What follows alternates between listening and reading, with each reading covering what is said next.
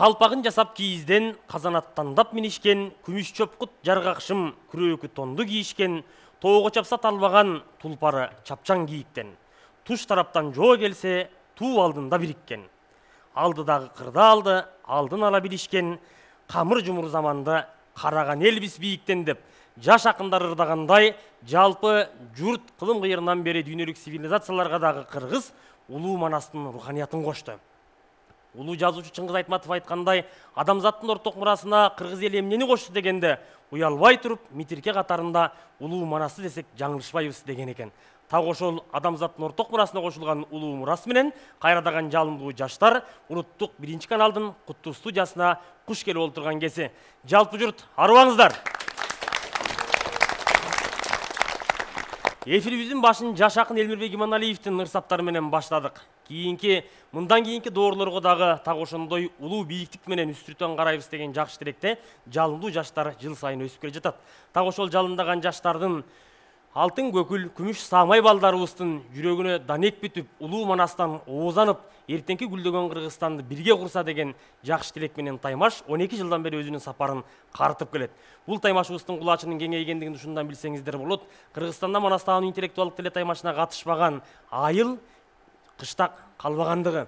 Бул бир гана кыргыз тилдүү мектептер арасында эмес, окутуу орус тилдүү, өзбек тилдүү, тажик тилдүү мектептер арасында дагы уюштурулуп келе жатат. Бүгүн болсо сиздерге кыргыз тилдүү мектептер арасынан эң мыкты деп табылып, бир облустун намысын белине байланып келген жалындуу жаштардын Таймашын көрөсүздөр. Ал топтор кайсылар десеңиздер. Ал топтор Жетөгүз районунан келген Акмарал тобу, даярдаган мугалими Берикбаева Аидеже. Акмарал тобунун атаандашы Жалал Абад облусунун Нокен районунан келген Аккелте тобу, даярдаган мугалими Токтаалы кызы Мунар эжебиз.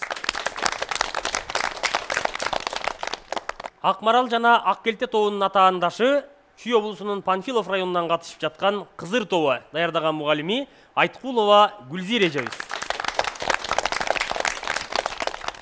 Ал эми биздин Таймашыбызга сарасеп сала турган даражалуу Калыстар тобун тааныштырсам, Калыстар тобунун төрагасы, Манас орденинин ээси, белгилүү мамлекеттик жана коомдук ишмер Топчубек Тургуналиев атабыз. Калыстар тобунун мүчөсү, Манастан интеллектуалдык теле Таймашынын кеңешчиси, Кыргыз Республикасынын эмгек сиңирген артисти, белгилүү манасчы Рыспай Исаков агабыз. Калыстар тобунун мүчөсү, Жусуп Абдрахманов атындагы Кыргыз Республикасынын президентине караштуу мамлекеттик башкаруу академиясынын ректору, профессор Алмазбек Акматалиев агабыз. Калыстар тобу ишиңиздерге ийгилик каалайбыз. 12 жылдан бери так ушул Таймашыбыз өзүнүн сапарын куттуу студияда картып келет. Бүгүнкү Таймашыбыздын дагы эфирге чыгышына зор колдоо көрсөтүп, ар тараптан өнөктөш болуп жаткан Кыргыз Республикасынын Билим берүү жана Илим министрлигине, Кыргыз улуттук манас театрына терең ыраазычылык билдиребиз. Ал эми бүгүнкү Таймашка топ даярдап келген устаттар сиздерге баш ийип таазим кылуу менен ордуктарга узатабыз. Топторуңуздарды Таймаштан сырткары сүрөп турсаңыздар, сиздер канчалык деңгээлде билим бергениңиздерди балдар сүрдөбөсө, так ушул студиядан жалпы кыргыз журтчулугунун назарына салат. Таймашыбыздын киришүү бөлүмү болгон эң алгачкы ураан чакыруу бөлүмүн баштайбыз.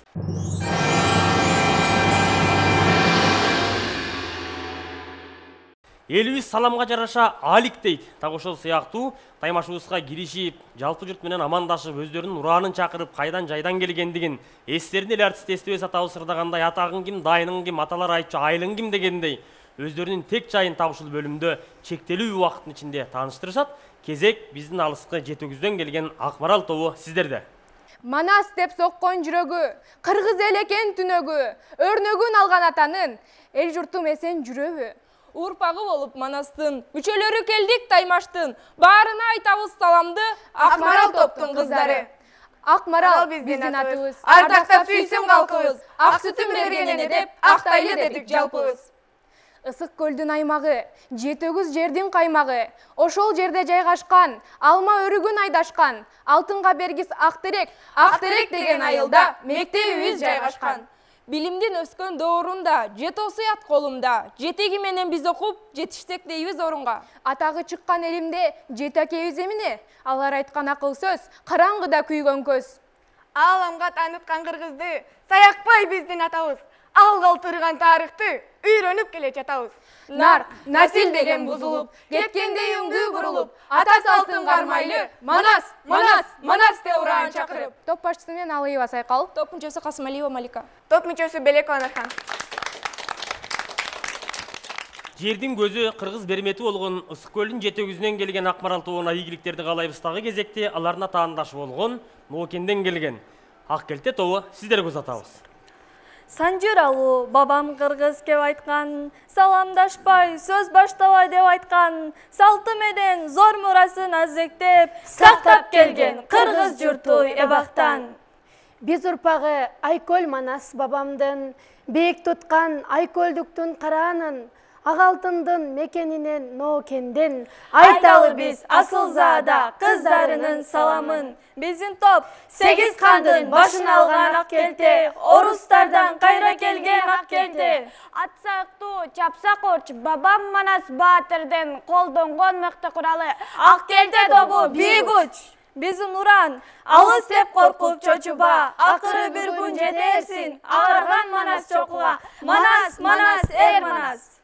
Мен топ башчысы Темирбаева Кенжегүл, топ мүчөлөрү Эргешбаева Кынке, Маматкадырова Бекмай. Ак келте тобуна дагы алдыңкы баскычтарда ийгиликтерди каалайбыз. Кезек жер соорусу болгон кадимки Сары Өзөндүн намысын кармап жаткан Кызыр тобу сиздерде. Арбаңыздар, тирүүлүктүн белгиси, амандашкан, Кызыр тобу ийилип саламдашкан, Кызыр ата кут чачып, ыр жаадырып, Манас, Манас, Манас деп ураан таккан. Топ башчысы мен Исабаев Мухаммед Аким жана топ мүчөлөрү Исманалиева Рану. Мундусова Бахияна. Бабабыз Манас кабылан, түбүнөн кызыр дарыган, баш катасы барыкан, башынан кызыр дарыган. Түркүн, түркүн, түркүн түстө кезиккен, же олуя, же дубана, 40 жылден, бары кызыр оомат берип Манаска, кыргыздардын душмандарын жеңишкен. Манастын колдоочусу пири кызыр, Бактаалай ырыскынын кени кызыр, Манастан шаркыратып сөз агызган, сөз даарып чөмүлдүргөн баян кызыр. Руху Айкөл Манастын бүт кыргызды каптасын, кызыры кыран Манастын кызыр тобун жалгасын.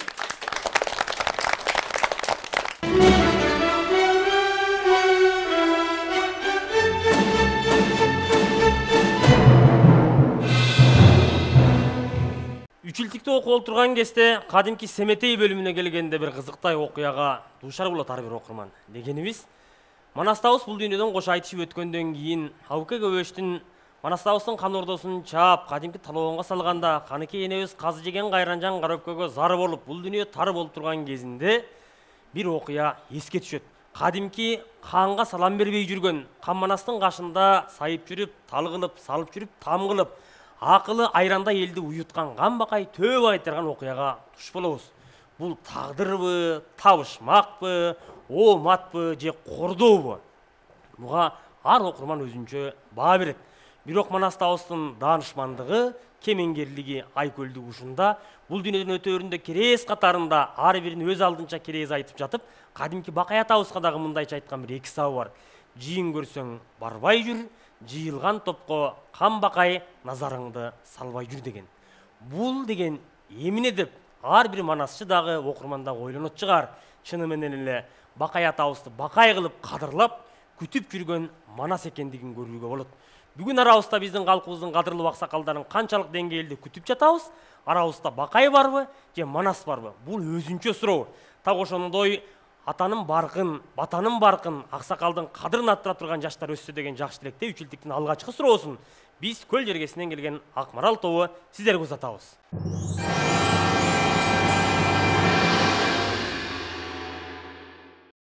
Семетей эмне себептен таластагы же Ысык көлдөгү алтынды каздырган эмес?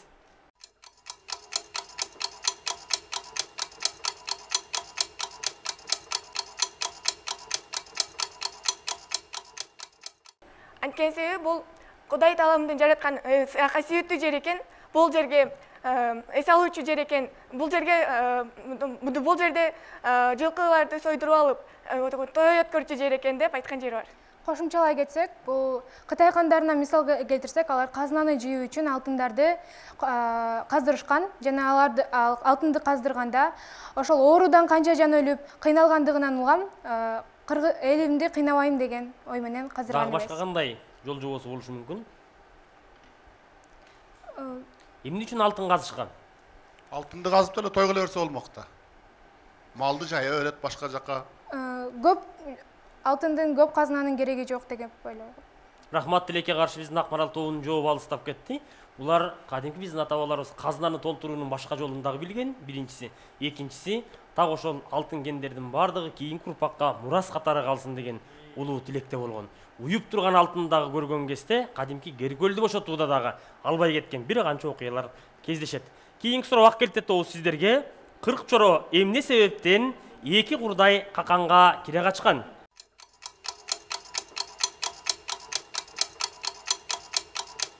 40 чоро Семетейге кошулат. Семетейге кошулгандан соң, анда 40 чоро түн болгондо 40 чоронун ичинен ичи арам болгон Кочкорбай аттуу чоросу ал ошол туруп кеп айтат: биз эле ар жактан келген кан болчук. Биз эми ушул Манастан калган Семетейге кызмат кылабызбы? Бул жетим бизге эл болбойт деп Biz bul жетимге кызмат кылып ниеттели, андан көрө биз Коңурбайга барып, бул Семетей түбүнө жетели деп айткан жери бар. Ошол айтканда бардык чоролор бул ошол Кочкорбайдын айтканына көнүшүп, каканга эки курай качкан жери бар. Жооп туура азаматсыздар. Кийинки суроо кызыр тобу сиздерге. Бейжиңге Манастын кунун кууш үчүн Семетей эмне себептен калың кол албай аттанып кеткен?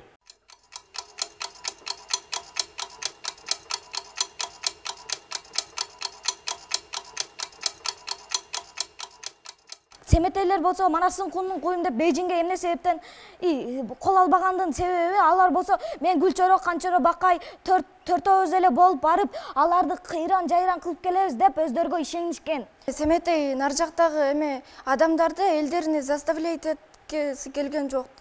Алар кийин мен сен менен барып Бейжиңге эме кегин алып келдим эле го, эми сен азаматсыздар кызыр тобу. Жооп туура бир гана толуктоо иретинде заставлять эткен эмес, жүдөткүлөрү келген эмес, кыргызчалап айталык. Биз улуу дүйнөнүн ичинде жүргөнүбүздү унуттан чыгарбашыбыз керек дегенибиз мамлекеттик тил саясатындагы так ушул Манастан интеллектуалдык тил таймашы өзүнүн концепциясында колдонуп келүүдө. Кийинки суроо кайрадан сиздерге урматтуу Акмарал тобу. Акунгандын жедигерликтин элчилерине койгон талабы кандайча баяндалат?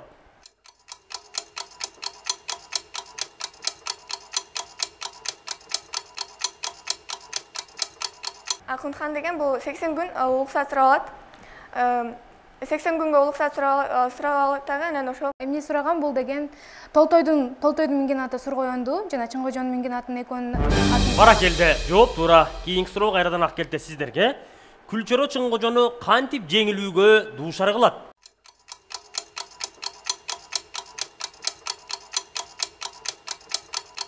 Күлчөрө Чыңкожону ал ошол Семетей бакайлар менен кеңешип, Айчүрөктү ал ошол Толтойго өзүнүн тууганы деп бергенге кеңешкенде, бирок анда Күлчөрө ал ошол Семетейдин айтканына каршы чыгып, жок абеке, биз сиздин сайыбыңызды кантип Толтойго берип коебуз. Андан көрө бул тулпарыңыз тай бурулду мага бериңиз жана тонуңузду мага бериңиз. Мен барып Чыңкожону өзүм Чыңкожо менен Толтойду өзүм жеңилүүгө учуратайын дегенде, Семетей же жок дей албай айласынан ага берет дагы. Бул Күлчөрө 12 жашта али жону көрөрөк деп ага аргасынан берет. Ошондо Күлчөрө ал ошол Семетейдин тулпарын минип жана аны тонун кийип турганда, аны ал ошол Чыңкожо өзүнүн караатын минип, караатынын канаты болгондо ал ошол өйдө асмандан Семетейди көрүп, бул ал ошол ок атат. Ошондо жамгырдай кылып жаа тартып, мөндүрдөй кылып ок атканда, ал ошол барып, ошондо Семетей көрүнбөй калат, Күлчөрө көрүнбөй калат.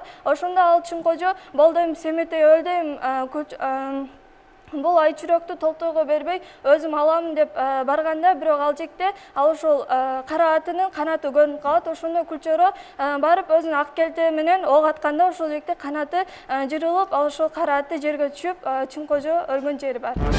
Жооп туура азаматсыздар. көп жолу салбар кылса дагы Каныкей энебиз эмне себептен төркүнүнө кетип калган эмес.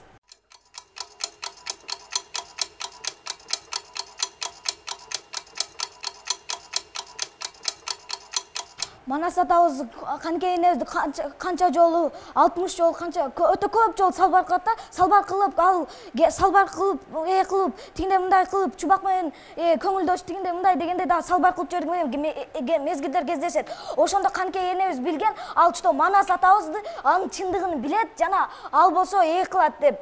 Ал менин баркымды түшүнөт деп. Дагы кошумчалай кетсем, ошол Манасты Манас кылып турган бул Каныкей болгон жана Каныкей өтө касиеттүү жан болгон, ошондуктан ал төркүнүнө кеткен эмес.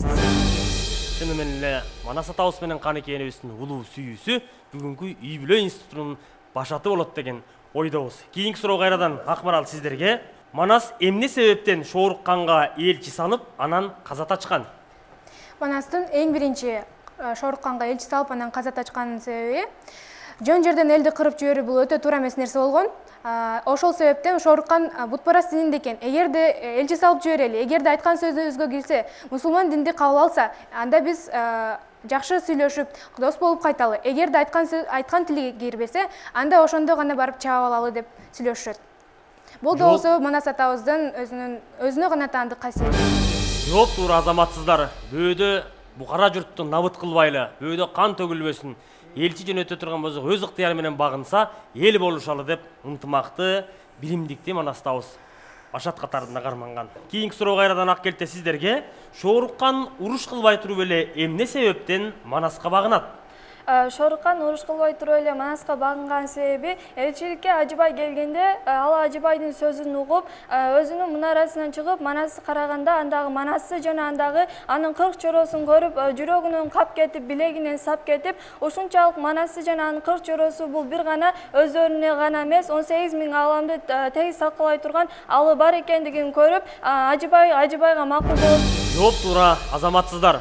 Күрөшүп күч жетпестигин, алышып ал жетпестигин кадимки Манастабыздын сүрсөөлөтүнөн көрүп тургандан кийин багынган. Кийинки суроо сиздерге кызыктуу. Шибей калкынын эки башчысынан бүгүнкү кыргыздарга тиешелүү кайсы урунтуу учурларды мисал келтирүүгө болот?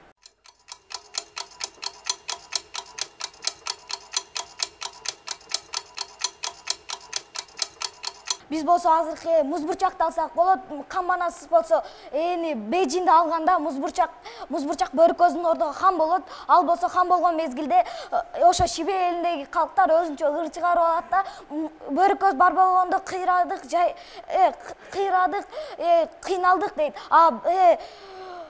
Музбурчак келгенде жыргадык, семирдик дегенде мындай деп музбурчак ал болсо бүт элге өзүнүн ээсин тең бөлүп, тең кылып, кетмен кылып жер чаптырып жаткан. А Бөркөздө жер чаптырып элге тең берген айтылбайт.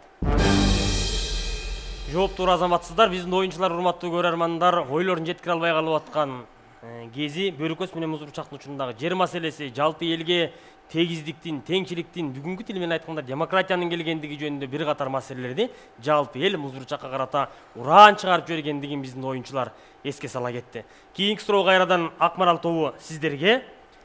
Кыргыз баатырларынын Сарыбайга такаат бере албасына эмне себеп болгон?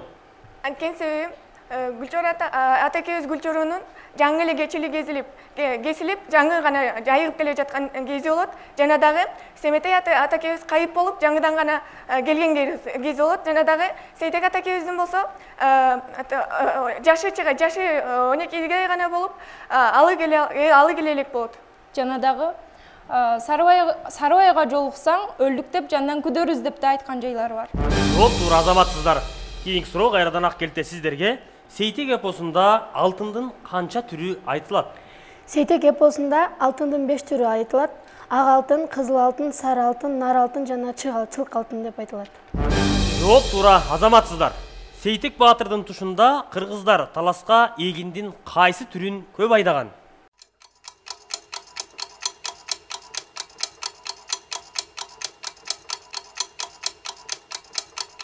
Сейтекте болсом көбүнчө күрүч, пахта, анан буудай ошолор көп эгилген. Ошонун эң көбү кайсы?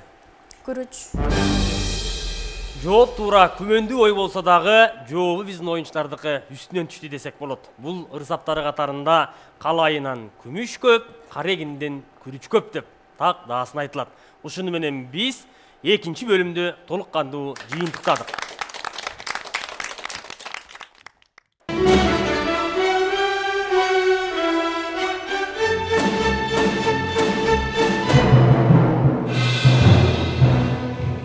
Адамдын тагдырында, табиятында сөздүн орду өзгөчө. Элибиз баяртан бери баталган жигит зор болот, бактысы ашып мол болот деп келет. Бата сөздүн атасы катарында алкыш иретинде тукумга чейин өзүнүн таасирин берет. Ал эми батанын эле карама каршысы бул каргыш. Каргыш дагы батадагы сөздөн турат. Бири ак энергиялуу болсо, бири кара энергиялуу. Ал эми бүгүнкү кыргыз балдары кандай сөздү, сөздүн табиятын канчалык деңгээлде аңдап түшүнүп жаткандыгын жалпы журттагы кейиштүү абал менен турган кези биздин максатыбыз сөзүнө сөз өрүлгөн, сөйлөтү мыкты көрүнгөн, сөздүн сөздөй баркы бар, 32 наркы бар деген сөздүн гүлүн терип, каймагын калпып, ата бабанын басып өткөн жолундагы улуу сөздөрдү архаизм, историзм деп жээрип койбостон бүгүнкү турмушунда колдонсо деген жакшы тилекте так ушул сыргужун бөлүмүн киргизгенбиз. Менин колумдагы ужундун бир көзүнө көнөргөн сөздөр, бир көзүнө макал лакаптар катылган. Топ башчылары, келиңиздер.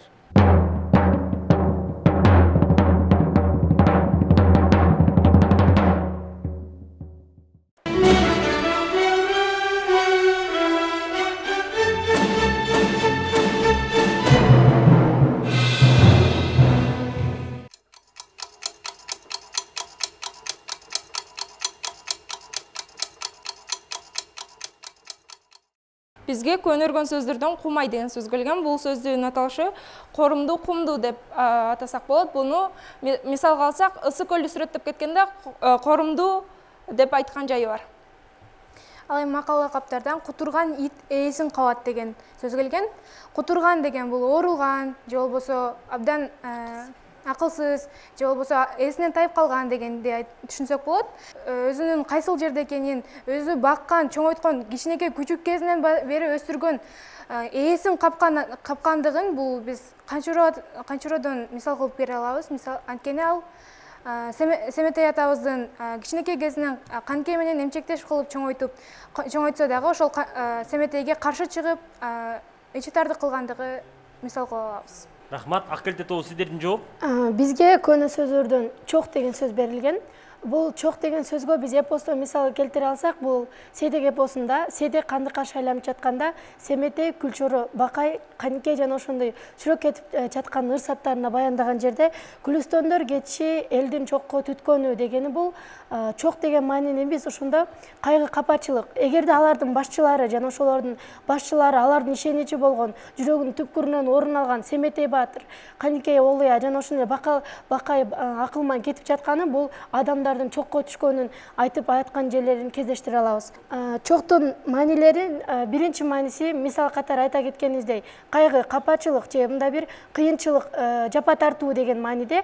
Ал эми дагы башка маанилери болсо кандайдыр бир мисал үчүн Сейдек алгач ирет Акберметти көргөндө көзөрү чоктой жанып, мисал үчүн анын жүрөгү ушунчалык чоктой кызып деген жерлерин да кездештире алабыз. Бул деген жүрөктөгү сезимдердин күчү деп биз эсептей алабыз.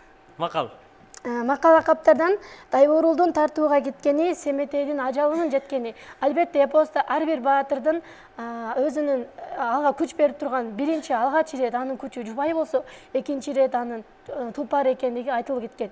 Эгерде кандайдыр бир казатта ошол баатырлар тулпарын жоготсо, анда ошол адамдын өлгөндүгү, өлүмү даана билингендиги эсептелинет. Ал эми бул эпостон жалпы айта келсек, эгерде кимдир бирөө тулпарынан арылса, анда аны жортук деп дагы шылдыңдашкан. Жана бул Тайбурулдун тартууга кеткени, Семетейдин ажалынын жеткени дегенди биз эгерде Тайбурулду үмөтөйдүн сөөгүнө тартууга жиберип салышат, бул Семетейдин албетте өлгөнү, анын өлүмү. Ал эми кыйыр маанисин алсак, ар бир баатыр гана өзүнүн тулпары менен гана баатыр боло алгандыгын эсептейбиз.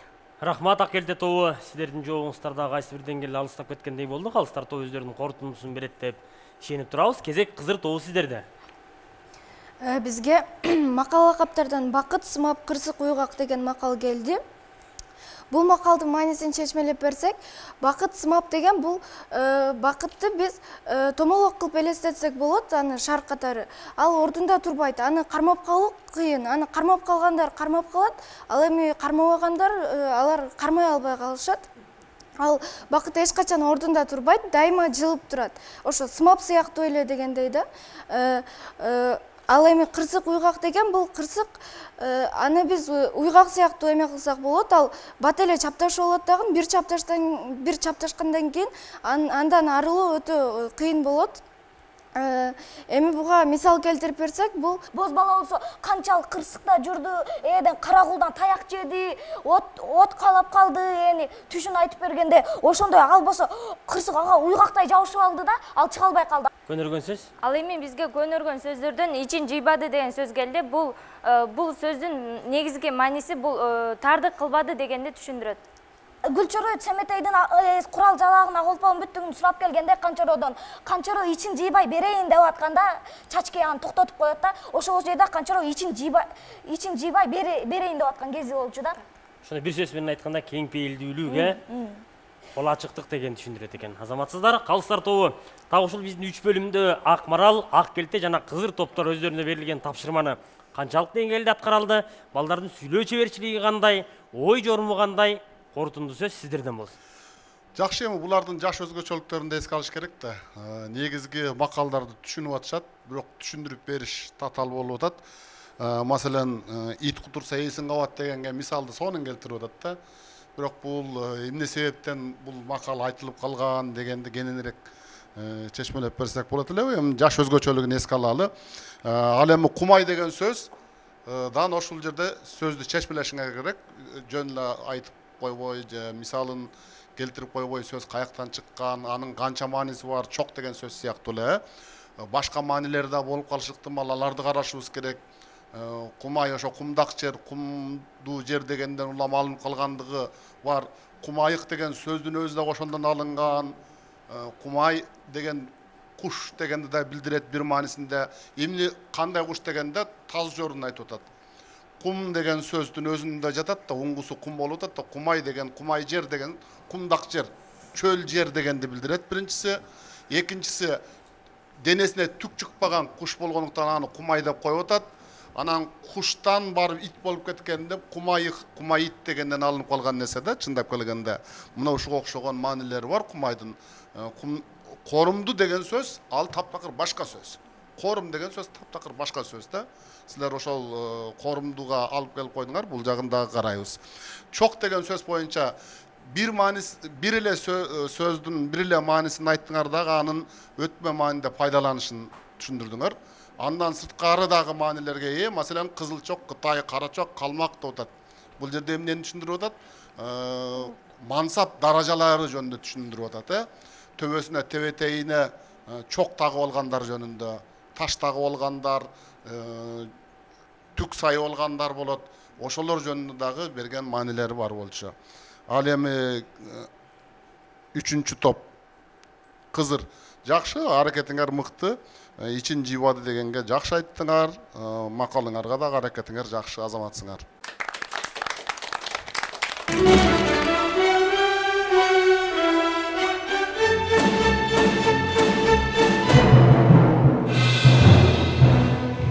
Таймашыбыздын 4-чү бөлүмү болгон атаандаштардын өз ара суроо бөлүмүн баштайбыз. Бул бөлүмдө өзүңүздөр билгендей атаандаштар үйлөрүнөн камдап келген сурооду бири-бирине узатат. Эске сала кетүүчү жагдай эпостун ичиндеги орчундуу окуялардан болуусу шарт. Ошол эле учурда жооптору дагы бир канча жерде кездешкен эмес, конкреттүү деген талаптарыбыз коюлган эле. Эгер ошол талаптарды аткарбаган топтор боло турган болсо, анда суроо берүүчү тараптан упай кемийт экендигин эске салгыбыз келет. Кезек Ак Марал тобу сиздерде.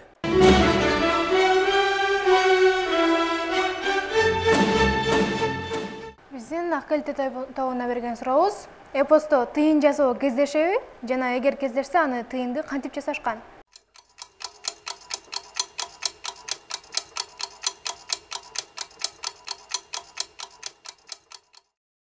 эпосто тыйын жасоо кездешет. Мисалы үчүн биз Манастын эң жакшы мындай курал жарак жасоочу Бөлөкбай жана ошондой эле Дөөтү кара усталарды алсак болот. Ошолор деле курал жарак андан тышкары деле ошол тыйындарды жасагандыгы айтылат. Ал эми анын жасашы бул ошол жасашы мисалы кандай той кендеринен жасашкан болушу мүмкүн. Рахмат. Жооп туурабы Акмарал тобу? Ооба, жооп туура. Жана кошумчалай кетсем, толуктай кетсем, бул негизи Алмамбеттин жомогунда дагы айтылат тыйын жасоо. Ал өзүнүн жерин, бежинди көргөзүп турганда, тал чокудан көргөзүп турганда, ушул жерде алтын чыгарылат. Алтынды кумдан алышып, аны сууга жуушуп, атайын бир идешке коюшат дагы, үстүнө шаңшуур койдуруп, анан тыйын жасашкандыгы билдирет. Ал тыйындардын бардыгын Алоке кан, Молто кан, Бежиндин кандарынын бардыгы өздөрүнүн казынасына чогултуп, элди кураткандыгы айтылат. Упай? Туура айттыңар, упай 4 упай. 5 упай деле беребиз. Рахмат азаматсыңар. Аккелте тобу сиздердин Кызыр тобуна карата сурооңуздар. Биздин сурообуз Сарыбай менен Сарыбайга эч кимдин ал жетпей ал менен күрөшкө чыккан Кайыпчал кызы Куялы ошол Сарыбайга күрөшкө чыкканда анын башында кийип турган такыялыгы, такыясынын узундугу канча жана ал эпосто кандайча сүрөттөлөт?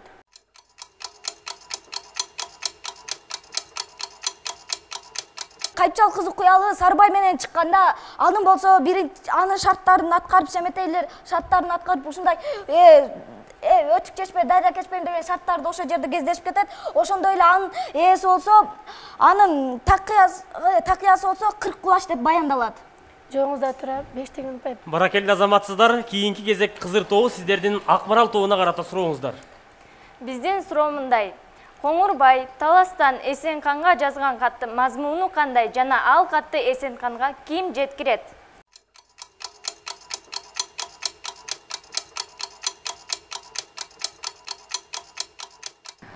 Биздин оюбузча бул ал жазган катты жөө жерде жеткирет жана ал каттын мазмунунда бул ошо Коңурбай Чубактын катына ишенип, анан Таласка казат ачып атпайбы? Казат ачканда болсо келип кыргызды кара баштаганда эле кырк чоросу кырдан түшүп келип, Манастын жанына келип, Каныкей энебиз тонун кийимин камдап берип, кайрадан жеңе баштагандан кийин Коңурбай дагы кол сурап жазган деп ойлойбуз.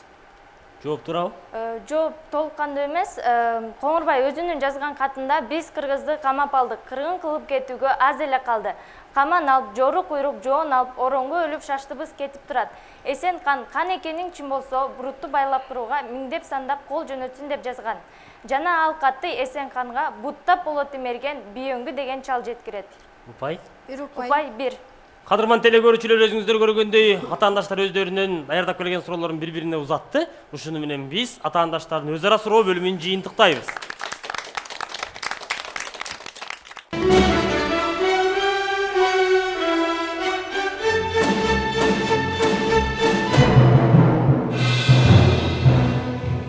Улуу Манаста куту жанган эр жигит куюнду кармап ноктолойт. Багы качкан жигиттин башына туулга токтобойт деген 4 сап таасын ыр бар. Муну менен чын эле байыркы ишенимдерден бүгүнкү күнгө чейин эл башына, топ башына, журт башына келген азаматтардын куту, ырыскысы, дөөлөтү, багы жанып турган болсо, ошол жетектеген элдин ичинде кой үстүнө торгой алаган заман болот деген дагы изги жакшы тилектер бар. Чын менен эле бул кайсы бир деңгээлде чындыкка дагы дал келет. Муну турмушубузда ар бирибиз көрүп жаткан кезибиз. Ал эми биздин топ башчыларыбыздын куту канчалык деңгээлде жанып турат, топтун багына бүтүп, андан ары ийгиликке жете элейби, же болбосо ушул баскычтан калтырып кетеби? Чогуу көрөбүз. Алгачкы кезек Акмарал тобунун сырттанында.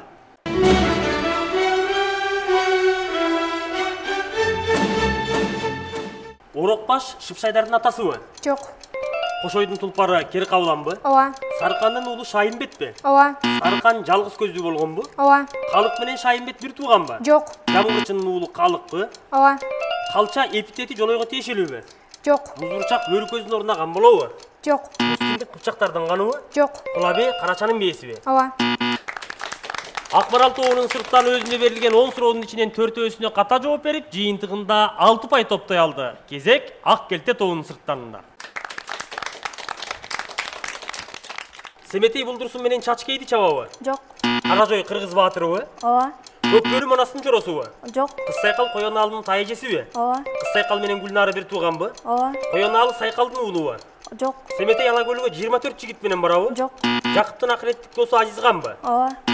Жакып менен Каракан кудабы? Ооба. Айдаркан менен Темиркан кудабы? Жок. Ак келте тобунун сырттаны дагы 10 суроону кабыл алып, бешөөсүнө ката жооп берип, жыйынтыгында 5 упай топтоду. Кезек Кызыр тобунун чилистенинде. Чубактын Огутбестонун маркатай жасайбы? Ооба. Алмамбет менен Жамгырчы кудаларбы? Жок. Каныке эркек кийимин кийгенби? Ооба. Манаста аялдар мекенин коргоп согушканбы? Жок. Айтылып Ташкентте өскөнбү? Жок. Катыны адам, эркеги ит, журт жибээлиби? Ооба. Алгаранын капталында канаты барбы?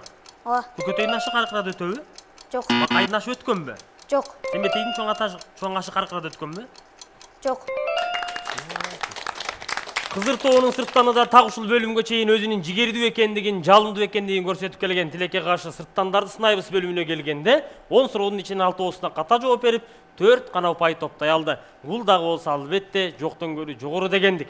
Кадырман теле көрүүчүлөр, сиздер Манастан интеллектуалдык теле таймашынын республикалык таймашын көрүп жатасыздар. Бүгүн бизге Ысык көл жергесинен Акмарал, Жалал Абад жергесинен Ак келте жана Чүй облусунан катышып жаткан кызыр топтору таймаш куруп жатат. Манастан интеллектуалдык теле таймашы Кыргыз Республикасынын президенти Садыр Нуркожоевичтин улуттук нарк Манас эпосунун үчилтиген нар тараптарын изилдөө боюнча жарлыктарынын урматына уюштурулуп жаткан кези таймаштын эфирге чыгышына зор колдоо көрсөтүп жаткан Кыргыз Республикасынын билим берүү жана илим министрлигине, өнөктөшүбүз болгон Кыргыз улуттук Манас театрына терең ыраазычылык билдиребиз.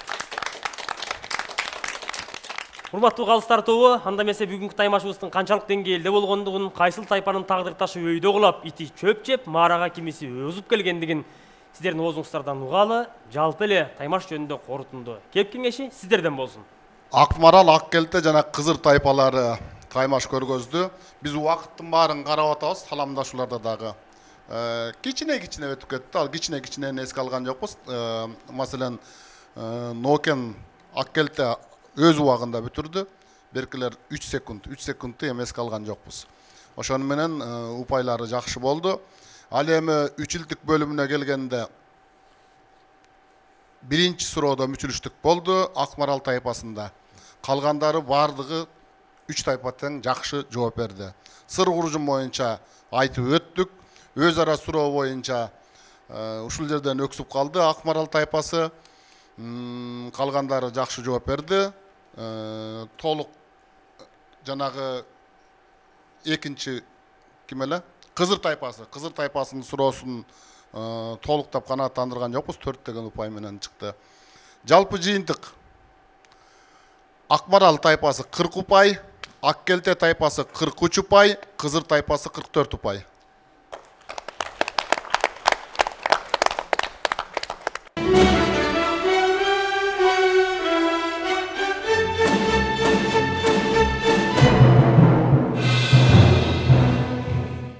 Бул чоң ишта, абдан терең иш, маанилүү иш дегендей.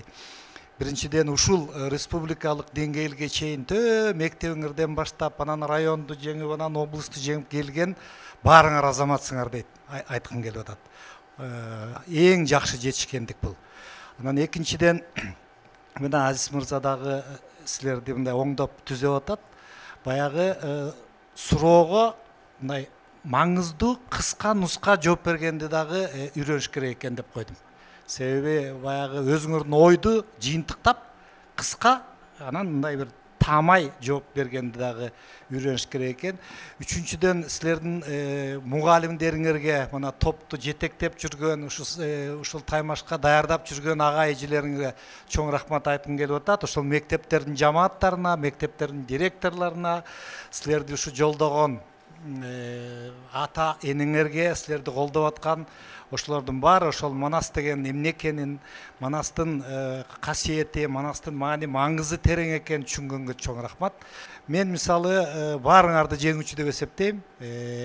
Уланта бергиле, улай бергиле, ошол касиеттүү атабыздын күчү, руху баарыбызды колдосун демекчи. Рахмат. Байрактуу Бакайдын журту, кадырман теле көрүүчүлөр, ушуну менен биз республикалык таймашыбыздын бүгүнкү көрсөтүүсүн жыйынтыктайбыз. Бүгүнкү эфирибизди чек арабыздын чеги бузулбасын деген жакшы тилекте жыйынтыктаган турабыз. Жашакын Темирбек Матыбаев ырдагандай, мүрөгү ичип өскөн эл төрөлгөнсүң намыска, мүңгүрөбөс көктем эл мүнөзүң окшош барыска. төрөсү элдин сен кыргыз, төбөдө күнгө тең кыргыз деп ар убакта улуулугубуз боюбуздан кетпесин. Бар болуңуздар.